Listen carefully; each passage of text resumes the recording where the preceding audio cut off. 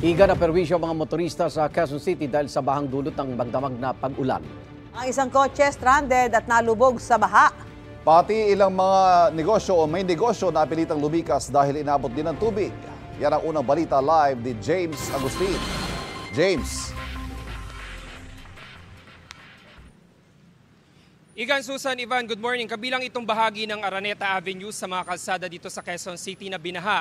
Dulot nga na magdamag ang pag-uulan. Maraming mga kapuso nating motorista yung umiiwas na rito dahil sa patuloy na pagtaas ng tubig. Ang Quezon City Local Government ay nag-anunsyo naman po na walang pasok sa lahat ng antas, pampubliko man o pribadong paaralan dahil nga sa masamang panahon.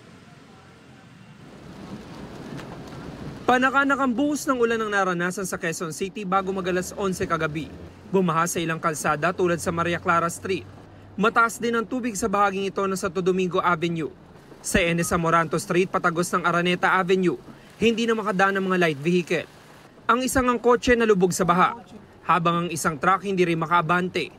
Bumuelta na lang ang ibang motorista. Parang di kaya eh. Sila kami dyan nadaan eh. May kotse dun eh.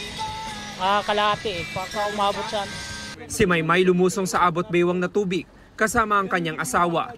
Inabot na raw kasi ng bahang binabantayan nilang tindahan kaya inilikas nila ang ilang gamit.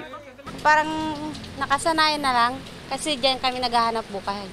Pero pag yung malaking na malaki yun, matatakot na kami. Pero pag ganyan pa lang, kakayanin pa naman. Pasado alas 3 sa madaling araw nang bumuhos ang malakas na ulan sa Payatas Road.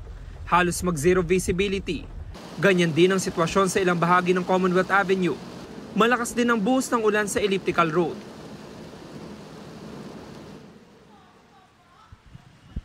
Samantala sa mga oras na ito po ay mahinang pag-ulan na lamang yung nararanasan natin dito sa Quezon City. Pero etong baha dito sa Araneta Avenue, nakikita nyo po, ito po yung lane na mula doon sa area ng Maria Clara Street na tumatagos sa Quezon Avenue. Kanina may nakita tayo mga ilan-ilan at mabibilang na mga truck na nakakadaan dito pero wala talagang light vehicles. Doon naman po sa gilid ng kalsada nakita natin na may mga nagtumbahan na motorsiklo, mga tatlo yan.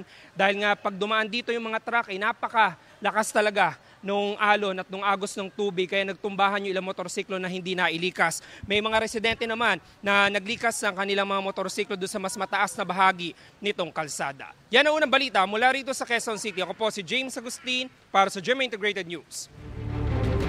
Kapuso, para laging una ka sa mga balita, bisitahin at mag-subscribe sa GMA Integrated News sa YouTube. Sa mga kapuso abroad, samahan nyo kami sa GMA Pinoy TV at sa www.gmanews.tv.